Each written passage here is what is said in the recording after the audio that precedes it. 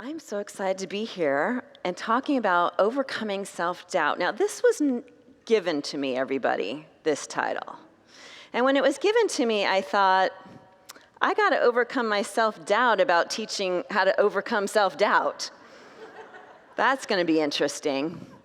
We teach best what we most need to learn, right? And I will say that whenever I'm up here speaking, it's usually because I have gone through that myself, and so I'm teaching what I've learned, or I'm going through it myself, and so I'm teaching as I go. I'm giving examples directly from my life, so you'll always know it's living in me as I'm teaching it. And when it comes to self-doubt, I feel like we've all experienced self-doubt at one point in our lives or another. Do you feel like that's true? Yes, and it's not like it's just once, like a one and done. Like it's different times in our life and different events and different situations where we may have self-doubt. So I was really thinking about that, and I thought, when have I observed my own self having self-doubt or others having self-doubt? And I realized there's about 3 different realms within this. One is that our self-talk, how we talk to ourselves, gets the best of us.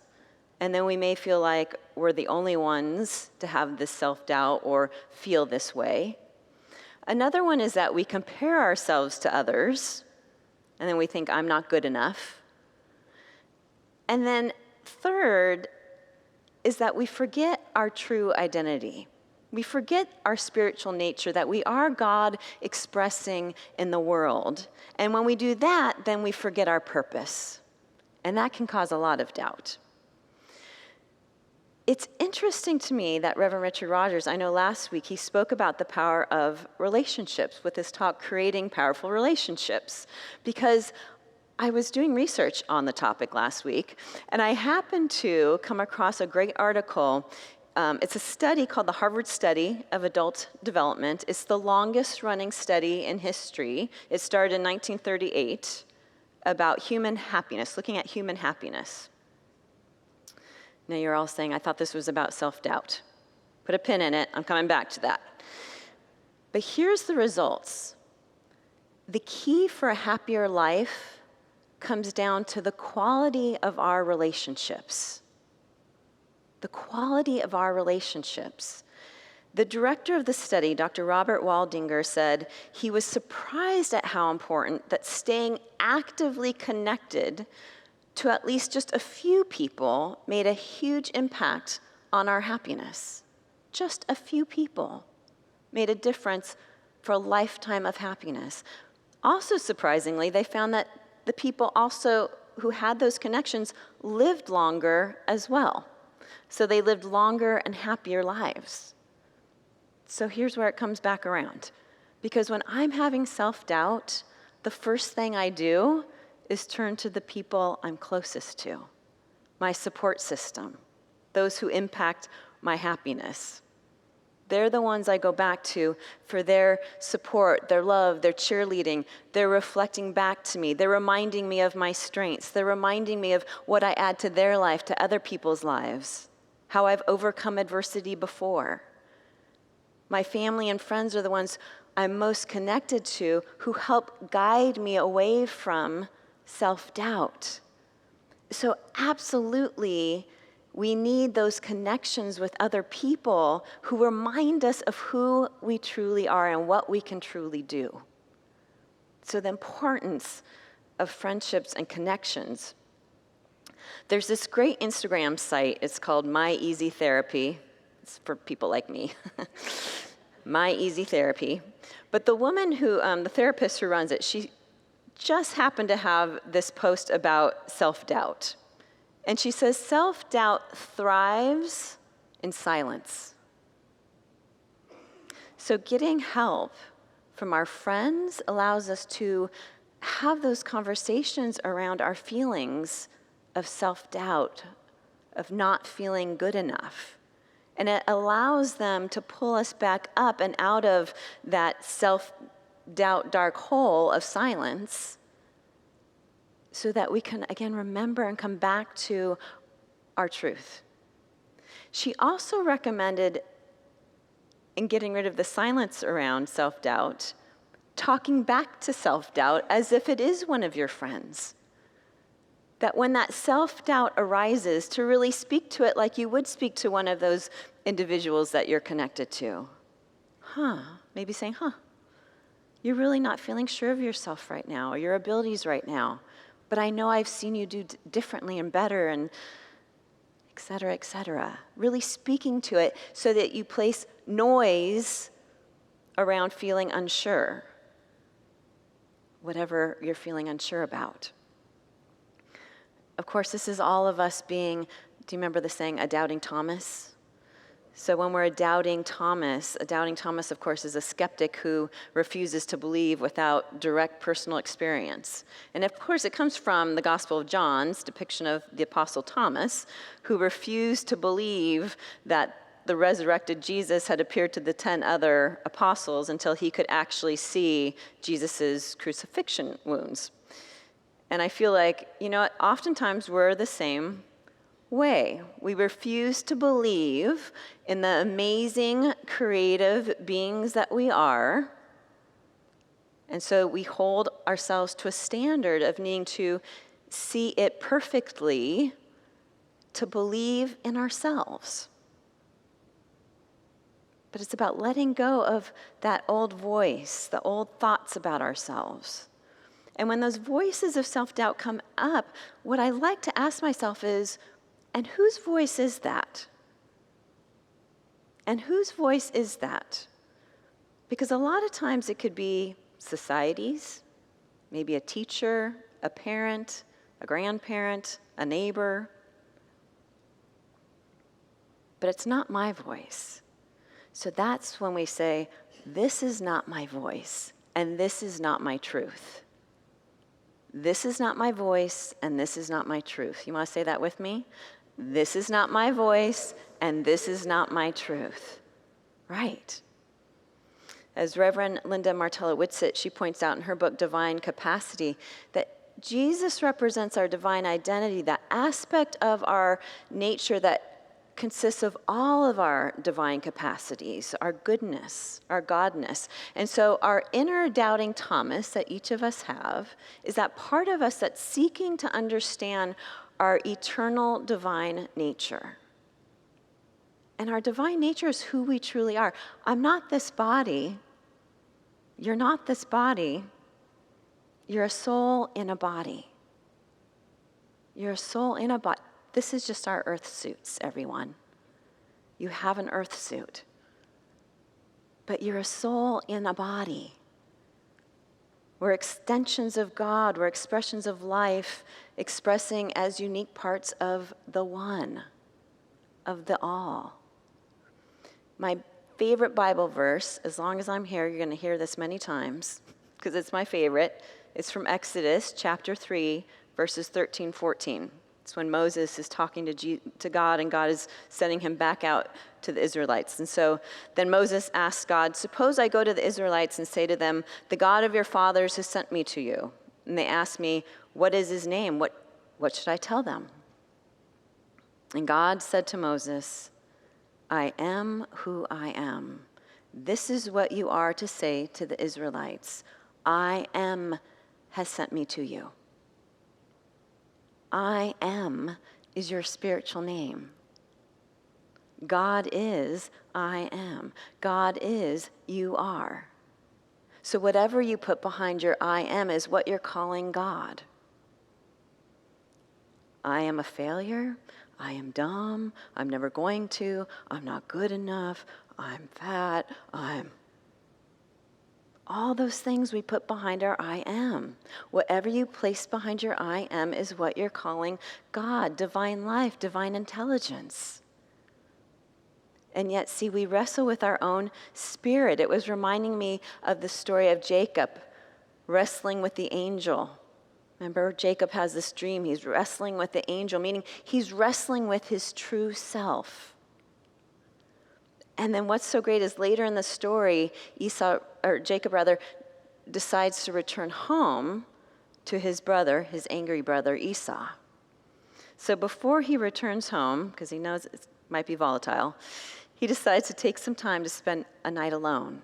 He sends the rest of his caravan to another safe place, and he spends the night alone. And here's what it says in Genesis. Jacob was left alone, and a man wrestled with him until the breaking of the day. Then the man said, "Let me go, for the day has broken." But Jacob said, "I will not let you go unless you bless me." And he said to him, "What is your name?" And Jacob said, "Jacob." And then the man said, "Your name shall no longer be called Jacob, but Israel, for you have striven with God and with men and have prevailed." Here's what's so interesting, everyone. Metaphysically, Israel means spiritual consciousness. So he's returning home, kind of like my ET talk a couple weeks ago. If you haven't watched it, go back and watch it. Returning home to the divine within, to a new spiritual consciousness. And this doubt that he's wrestling with is now being replaced. He's been wrestling with the doubt, with the anger towards his brother, and now it's being replaced with a spiritual consciousness of his own divine identity. So what we're being called to do is to stop wrestling with ourselves and return home to the divinity within. And then this, "I won't let you go until you bless me." Blessing yourself. Stop wrestling with yourself, stop doubting yourself, and instead bless yourself. Give yourself grace. And what else is happening here? Jacob is on the cusp of something big. And so often, when we are on the cusp of something big, when we're stretching ourselves into new territory, that's when we start to have those doubts come up. For Jacob, literally, he's going into new territory. And so that's when we start to have that wrestling and those doubts. And so to recognize, ooh, I'm stepping into new territory. I'm stepping into something bigger. So let's summarize so far. Relationships support us when we're doubting ourselves. These relationships remind us of who we really are. Who we really are an expression of God on earth. And when we are playing the doubting Thomas, we're forgetting our divine nature. So let's go back to the definition of doubt. The Webster Dictionary says doubt is unsettled state of opinion concerning the reality of the truth about something. Meaning you have forgotten your truth. And so here's my next point. It's easy to forget your truth when you're comparing yourself to other people. And we do this subconsciously. We do it without thinking. If you're on social media, Facebook, Instagram, you're doing it. In fact, we have an acronym now called FOMO, fear of missing out. We didn't have that before, right? We're comparing ourselves to so many other people. And yet, one of my favorite quotes comes from actually President Theodore Roosevelt. He said, "Comparison is the thief of joy." Comparison is the thief of joy. I remember being in a yoga class and I was trying to compare myself with the person next to me. And I had to just keep telling myself, "Stacy, comparison is the thief of joy." And you know what? I got stronger and happier when I did that. Because comparison is robbing us of our joy.